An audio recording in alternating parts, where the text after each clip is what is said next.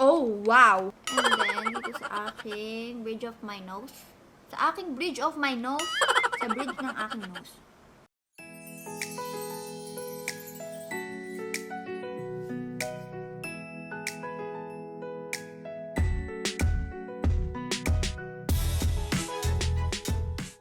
Hello everyone, it's Lou, and for today's video, I am so excited to share with you guys the new BYS X Barbie collection. Ito yung pouch, hindi ito yung buong collection guys. As in, masushock kayo, as in. So this is the hydrating wipes with coconut water and yes, it smells like coconut. So this is for the face and the eyes, and meron kang 25 pulls per pack. And then, we also have this Barbie Novelty printed sheet mask. First of all, guys, the box packaging is everything. Like, look. Super ganda, you guys. Oh, diba? Barbie. Nagamit ko na to if you've watched may vlogs. Nakita nyo yung super extra makeup ko. Ito yon. Ito yung pinapractice ko dun. Okay, so we have this. So, this is a face palette pala. As you can see, meron tayong neutral eyeshadows right here. Meron tayong pinks, violet, purple-ish shades right here. And meron tayong highlighter and dalawang blushers right here. So, next. Yun nga, meron nga tayong bag na kasama dito sa collection nila. They have more sa collection nila, guys. Hindi lang ito to. Like, meron silang mas maliliit na eyeshadow palettes, mga ganon. So, next, we have the brow liner right here. Sobrang nipis. Super nipis, like, look.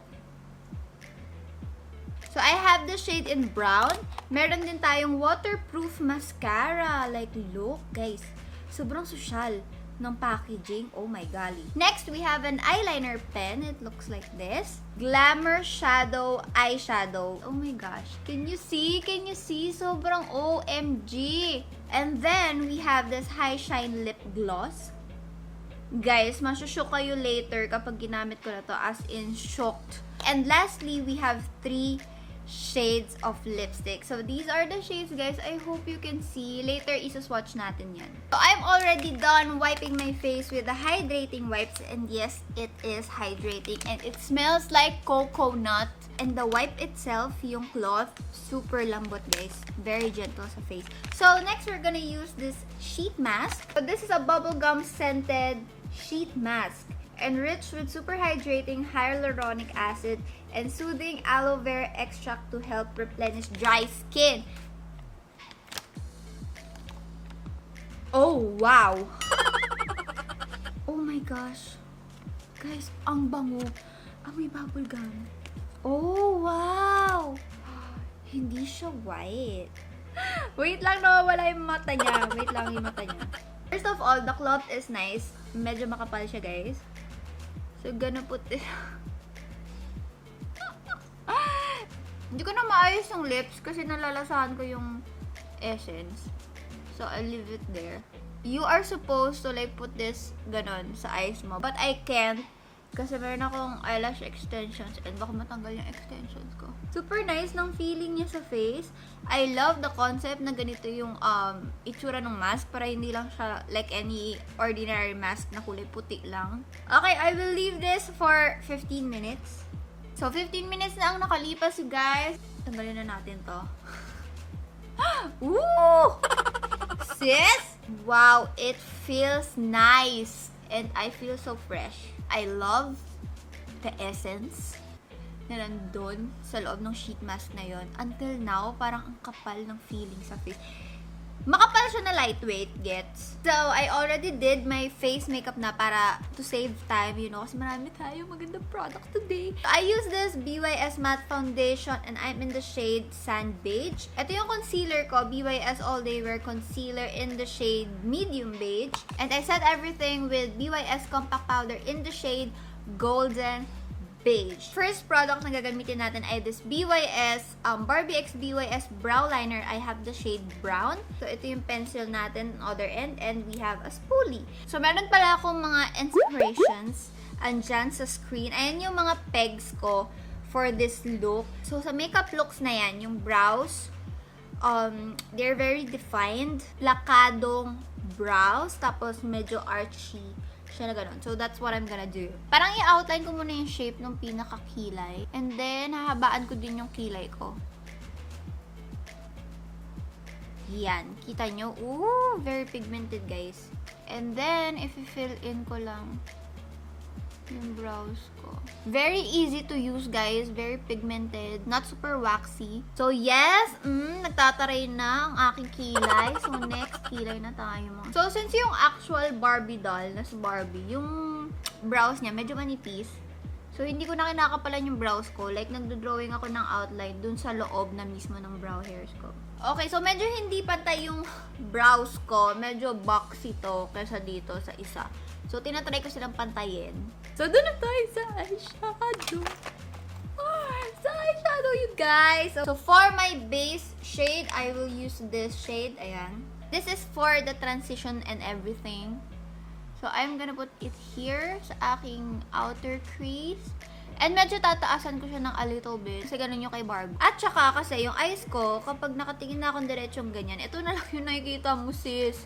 So, kapag binabaan ko siya dito, halos wala ka nang makikita sa makeup look ko. Very blendable yung eyeshadows, guys. BYS yan eh. One of the best eyeshadows sa Philippine market, guys. Getting a clean brush, pang blend natin ng edges, mga sis. So, next shade, actually, ang gagamitin natin ay itong pang blush. Itong blush na to sa ilalim. Papatong ko siya doon. Yan, kita nyo, sobrang tingkad kasi ng pink niya. Yan, hindi ko masyado nalagyan yung eyelid kasi magka-cut crease tayo later. Oh, may pa-cut crease ang ate Lu. So, again, blend.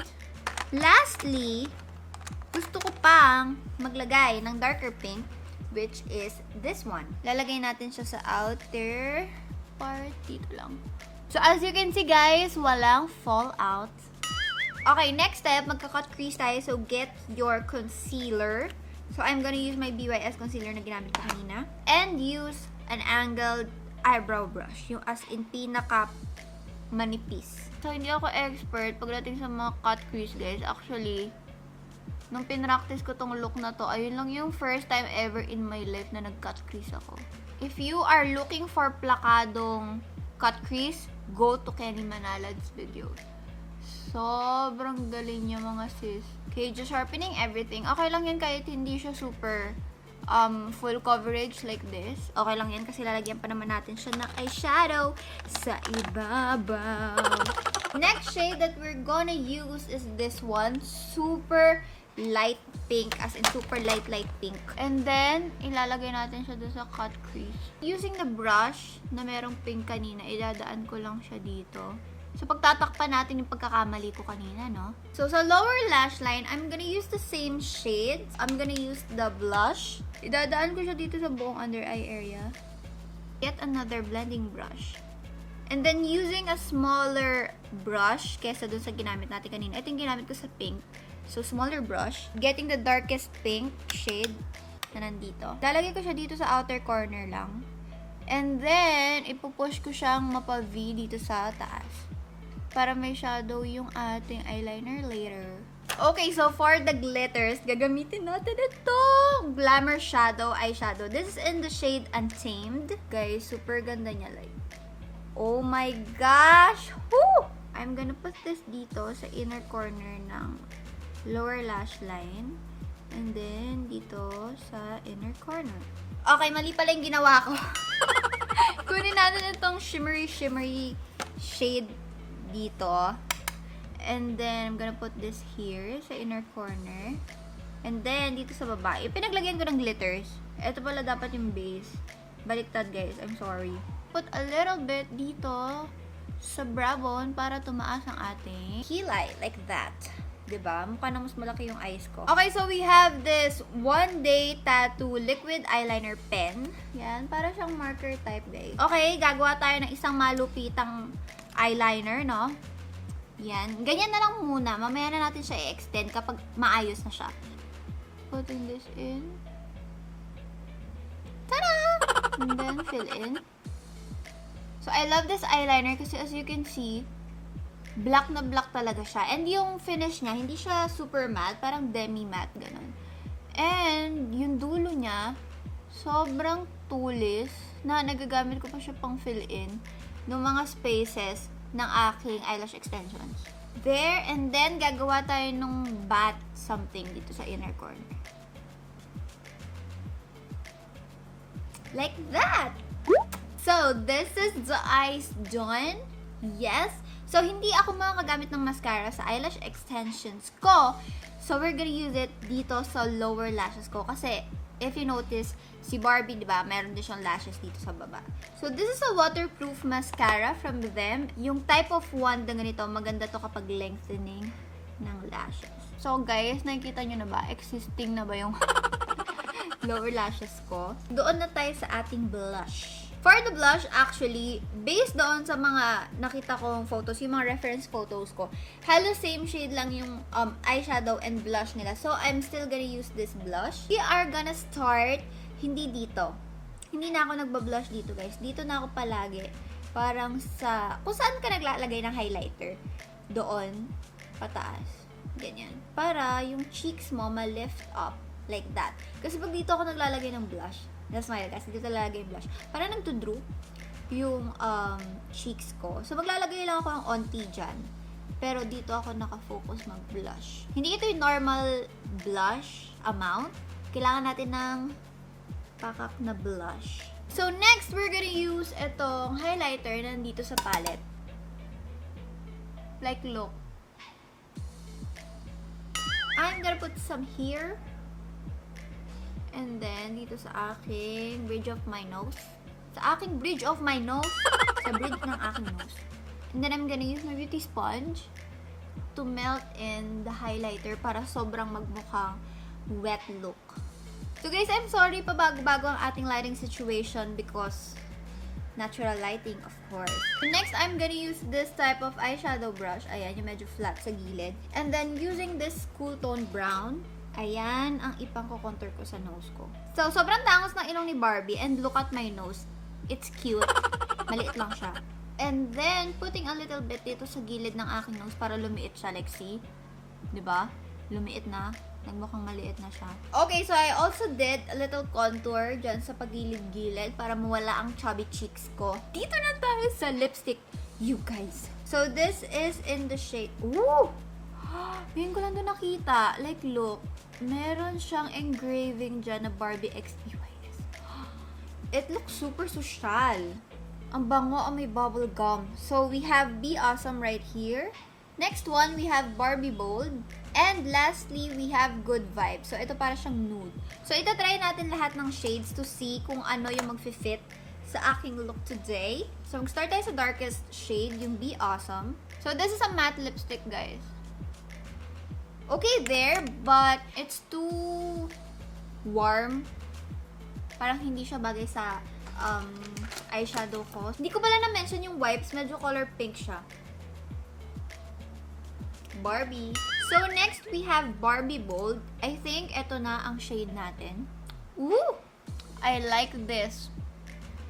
I like this. Pero anyway, isa-swatch ko pa rin sa lips ko yung isang shade, yung nude shade, yung Good Vibes. Oh, guys, almost kakulay na siya ng labi ko. I love this. I love this. I love this. Okay, so iniisip ko, hayaan ko na lang tong nude dito. Patungan ko na lang siya. And yung lips ni Barbie, medyo plump. Ako ang nipis ng labi ko. So, I'm doing this to overline yung lips ko. Yan. Ipapatong natin yung Barbie Bold. So, there, guys. Medyo malaki na yung lips ko. Yan. And it's time. It's time for the lip gloss. Hindi nyo kakayanan. This is what it looks like, guys. Ayan. Look. Oh my gosh, you guys. This is super thick. As in gloss. Kung ano man ang definition ng gloss, ito na yun. Sis!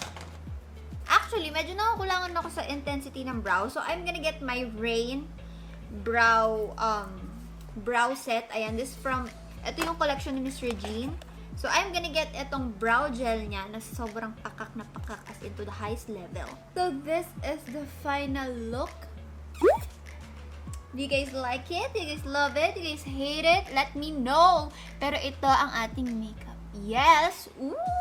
Yan, so naglagay lang tayo ng blue, as in blue na blue talaga ang contact lens. I added some pearls and my favorite pink dress. Tapos hinaf ponytail ko yung hair ko kasi gusto ko ng lifted look like that. And ma-achieve ko lang yan using this. I love the look, guys. I love my creation.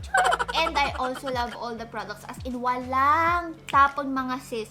Etong palette na to, sobrang dami mong magagawa dito sa palette na to. So, we have neutral tones and kahit yung mga bonggang ganitong type of makeup, sis, magagamit mo to talaga. So, that is it, guys, for this video. I hope you enjoyed watching and I hope you enjoyed the final look. So, let me know what you think. And as always, lahat ng product details nasa description box below. Thank you so much for watching, you guys, and I will see you tomorrow. Bye!